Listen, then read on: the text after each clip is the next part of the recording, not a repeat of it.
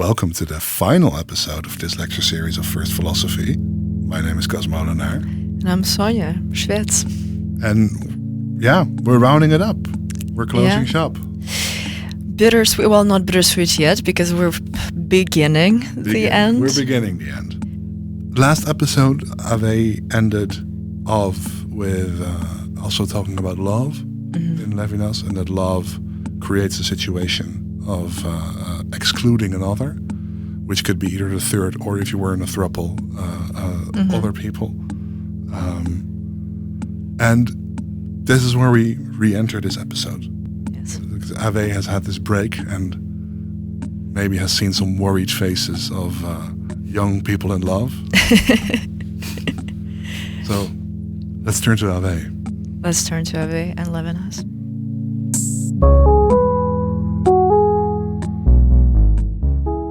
I hope that the words that I just spoke about love being an uninclusive or an inclusive situation between two people did not tempt you to break up your relationship. I hope that all those of you who are in love right now, I'm very happy for you, and please stay in love as long as you can.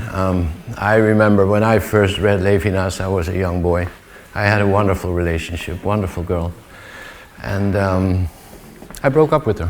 I read Levinas, I thought, there's the other as third, and we are letting the other as third down, and I can't go on like this. 2 weeks later, she visited me, and she wore a t-shirt, said, "I hate Levinas" on it. I really liked that. That was a very good statement. Well, she ended up very well. She's better off, I would say. That was stupid. Levinas was married himself. But it is true when he tells us this. When you're in love, somehow you will live as if you're the only ones on earth, and this should be challenged. And this is what Levinas is doing. He's fundamentally challenging our ways of thinking, fundamentally challenging all the crucial concepts of ontology. And he's not replacing them, and I was looking for the word during the break. What he's doing, it's not that he's proclaiming it's ethics instead of ontology, because ethics is larger than ontology. I would like to use the word emphasis, but emphasis in the very in the original sense of the word, not emphasis like putting emphasis on something, but ethics is the emphasis of ontology. So there's ontology, but bigger than ontology, far larger than ontology, is ethics. We should exercise this movement of, it's not an opposition, that's what I'm trying to say. It's not getting rid of ontology, that's not the point. It's realizing that ontology does not have the final word. There's something missing in ontology all the time. And in the summary, I made a list of some crucial concepts in ontology, and I wrote Levinasian idiom next to them. So just that you get an understanding, a feeling of how it works, how this completely different way of thinking works. It's not about ontology, but primarily it's about ethics. That's the first line. It's about metaphysics and religion, but not metaphysics in the ontological sense, because the other is metaphysics in the sense that he transgresses my natural world, my ontological world. He is religion in the sense that he connects me with something that is far more than I can ever connect with at my own initiative. That is really the true meaning of religion, that it's not about you, but there's something greater than you. So the other is greater than me, but not in the sense that God is greater than me. It is indeed exactly in its vulnerability that the other is religion. It's not about being and totality, it's about plurality. It's about beings, it's about the good. It's not about horizons, it's about a gap in our horizon.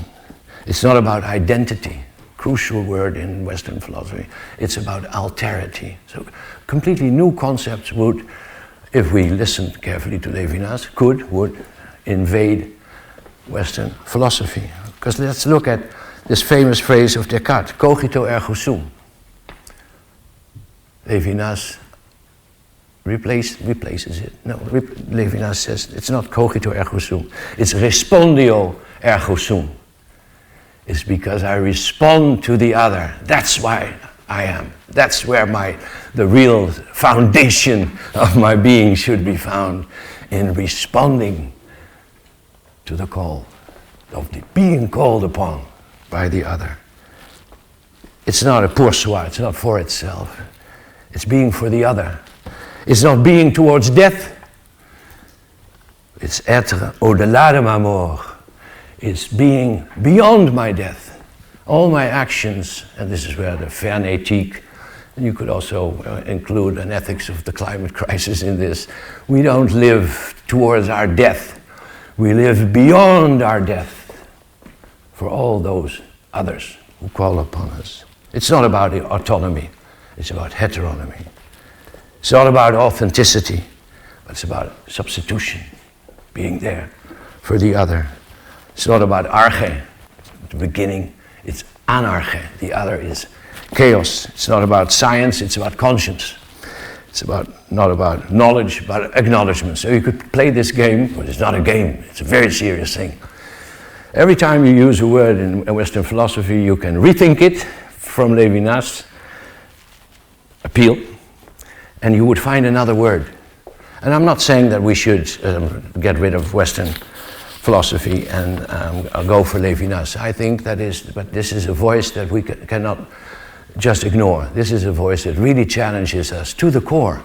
It challenges us in our being stuck in ontology, and it challenges us not to consider ethics as something that you start doing when you feel like being moral. That is very, very important. Now, of course, there's much discussion about Levinas, much criticism. It's such a demanding philosophy.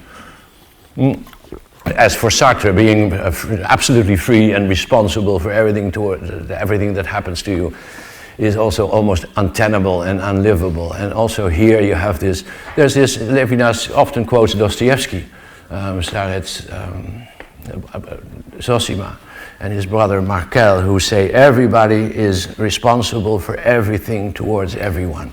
That is an articulation in Western thinking. Of course, Levinas came from Lithuania. He was brought up with Russian literature, and he often quotes from it. But this is a phrase from Dostoevsky that he very often quotes. We are responsible for everything towards everyone. And he also quotes Dostoevsky, who says, it seems unnatural what I'm saying here. It seems unnatural to be responsible for everything towards everyone. But in a deeper sense, it is true.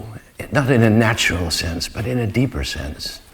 And you are beginning to become real philosophers. You understand what I mean with a deeper sense. That's not metaphysically, but if you really think it through, responsibility, full responsibility would be this. I already said that Levinas calls his own thinking, or Jewish thinking, a religion for adults. And I want to just present you with a fragment of the Bible in which actually Levinas' philosophy is indeed articulated in a very wonderful way, and maybe for us brought up with Christianity, being atheists or not, more recognizable. It comes from Matthew 25:45. Truly I tell you, no, I have to tell you the context. Christ is with his disciples, and he's about to get arrested and crucified, and so he's in great peril. He's in great peril. And his disciples tell him, we'll fight for you. We'll do anything for you. We'll do anything for you. Trust us, we'll do it for you. And then Christ answers, truly I tell you, whatever you did not do for one of the least, one of the weakest on earth, you did not do for me. Yep. So if the crucial thing is not that you help the ones you love, or that you help the ones you believe in, or that you feel obliged to, but really the minste in Dutch, the least of these, the minste, those who, the meek, the really who are in a terrible state. If you haven't done anything for them, Christ says, you haven't done anything for me. So I won't, as sturdy as Levinas say, oppose Christianity to Levinas thinking. That is too fierce to do. It's not But this theme of the other as third, I hope that you will really take this from class, that you imagine that is a deeper truth in the intersubjective, in the relation of intersubjectivity, that the other is indeed the third, it's the absent, the one who's not here. And we have to, I almost said take him into account, but then I'm doing ontology already. We have to realize this, the other. Okay. Okay. That was Levinas. That was Levinas. That was Levinas. How are we feeling? Not enough. Never enough. Never enough. It's a bummer, but a good one. Yeah. I think. Yeah. Like you think, like Heidegger thinks he's going against the tradition of philosophy. Well, wait until Emmanuel comes around. You're really killing your darlings. No, I mean, but like if you decide, well, the forgetfulness of being is not ontological being, but is a human being. Yeah. That is. I mean, that is. It changes a lot. It changes a lot. Yeah. And this is what we alluded to in the introduction as well. That the words that Levinas chooses are very biblically informed. Yeah. I mean, he was extremely religious, but he was religious, well, I mean, obviously he was Jewish, but if you read, he has this bundle of essays on Judaism called Difficult Freedom, the Essays on Judaism. Beautiful name, I think mentioned the phrase Difficult Freedom. Levinas's insistence on reading Talmud as opposed to going to Kabbalah, the mystical teaching. He doesn't discredit the mystical teachings. Within the Jewish complex of religious texts, there are three big ones, let's say, and there are others depending on what you count as big. There's, of course, Torah, which to Christians is known as the Old Testament. Then there is Talmud, and Talmud is rabbinical literature. It's not a holy text. There's only one holy text in this, well, at least in this Judaism that I'm talking about. There's terms and conditions may apply. Exactly. Yeah. In most cases, this is the thing. Torah is the only holy text. That's the only word of God to an extent. Then Talmud is rabbinical literature, as in it's a long compilation of discussions of Torah by various rabbis with different and conflicting opinions. Mm-hmm. So it's supposed to be the book that is there to collect kind of years upon years upon years of scholars discussing these problems. And there's, of course, just like with any religion, there is also a more mystical aspect to Judaism, or a more mystical school of Judaism. And there are actually, some people don't know, is that there are many very different Jewish mysticisms. But in terms of what people know, Kabbalah is the thing that people know the most. That is the most known, and admittedly, of course, also currently the more popular and adopted book of Jewish mysticism. Yeah, that's the thing.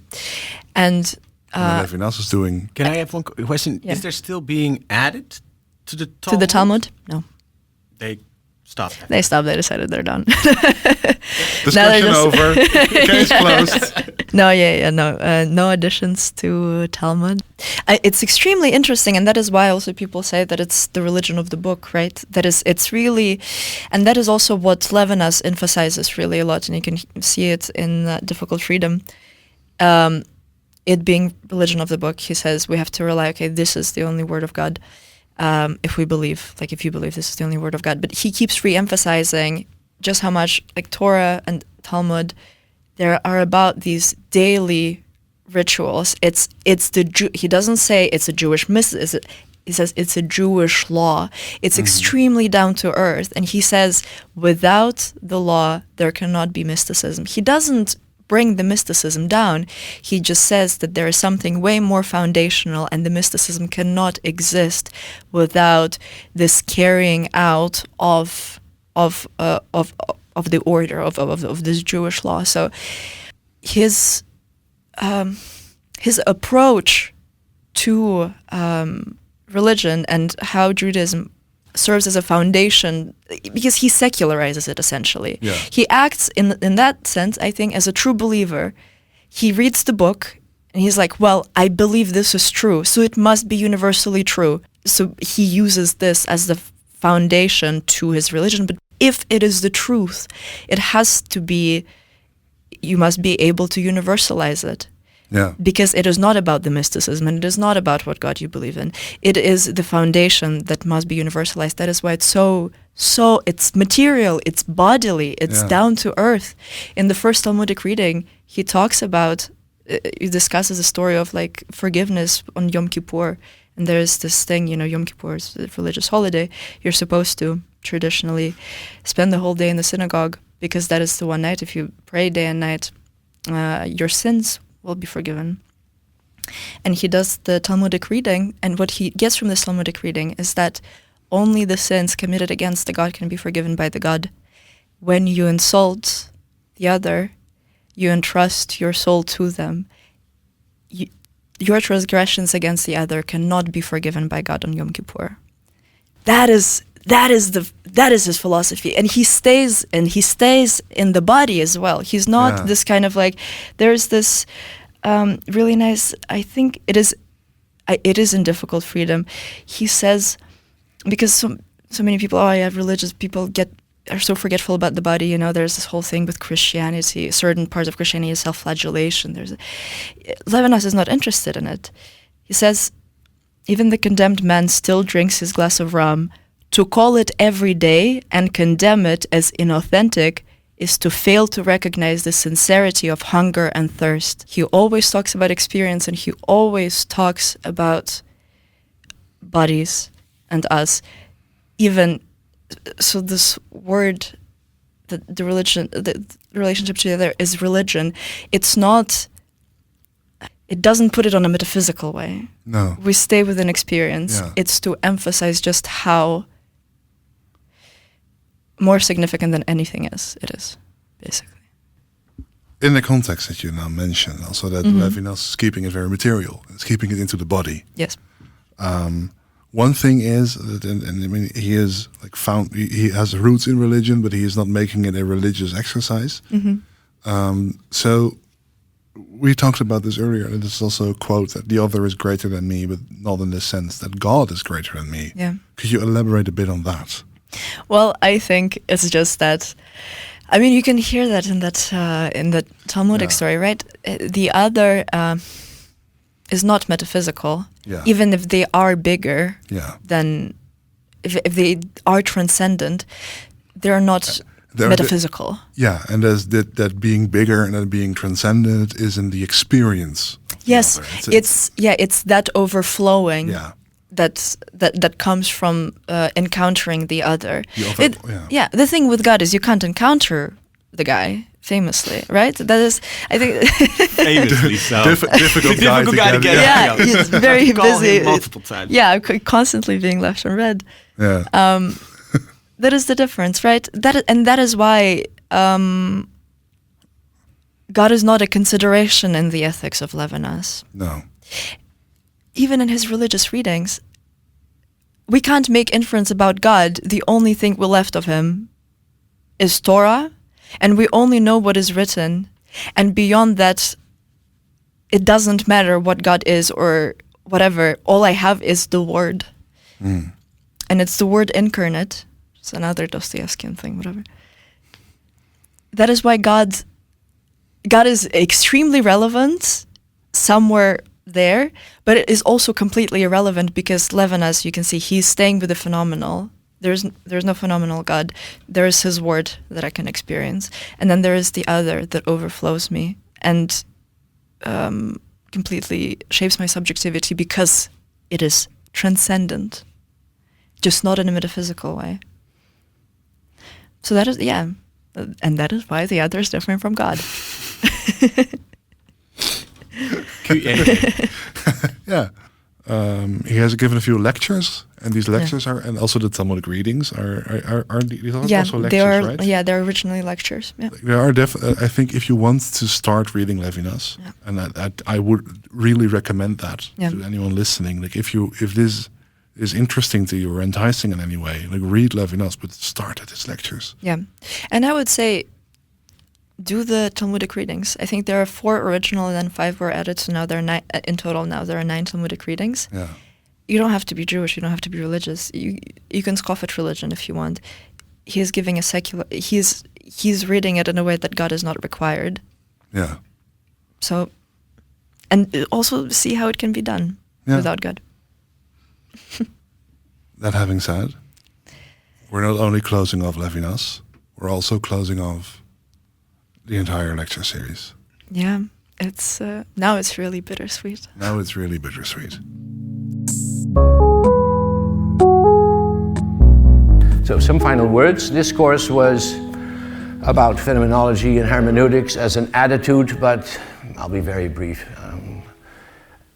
It was also about a challenge you can take or not take in your lives. It's the courage to acknowledge the fullness of contingent unconcealment. It is not easy to do this. It's easier to stay within the confinements of science and traditional philosophy. In Kierkegaard, we see the accepting the challenge of you being possibility, not having possibilities and choosing from them. That's the aesthetics lifestyle. Having the courage to realize that you are possibility. And even in Husserl, there is the courage to bracket the all too comfortable world of the natural attitude. And in Heidegger, it is the courage to face your existence as a thrown projection. And Sartre, facing the consequences of Heidegger's position, there's an absolute freedom. We are condemned to be free, and we are totally responsible for everything that happens to us. In Merleau-Ponty, acknowledge that your existence is an incarnated bodily existence, which precedes all your knowledge of the world. In Gadamer, realize that every judgment is a prejudgment, a prejudice, but in fact a prejudgment, and put your judgments at stake. And in Levinas, don't think that you ever do justice to the other through your own existential projects, your rational reasoning, your ontology, or your benevolence. The courage, that's about this whole, what this course is all about, not to lose yourself in comforting ways of thinking, of what Nietzsche called plummeting life, het kelderende leven. It's for me, very important, and I hope I contribute a bit with my exercises in stirring thinking that you will stay far away from plummeting life. Thank you for working with me. Bye.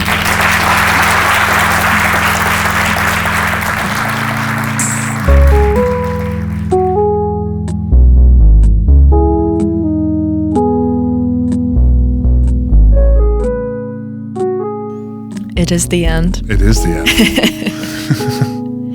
But maybe the real phenomenology is the friends we made along the way. I'm not happy with this joke. No, yeah, it is strange to end this because it's a long-lasting affliction. It's a very long-lasting affliction, and it is strange to because. Yeah. I think it's difficult to understand how to end. So maybe to end, we're just gonna end. Yeah, I think we should.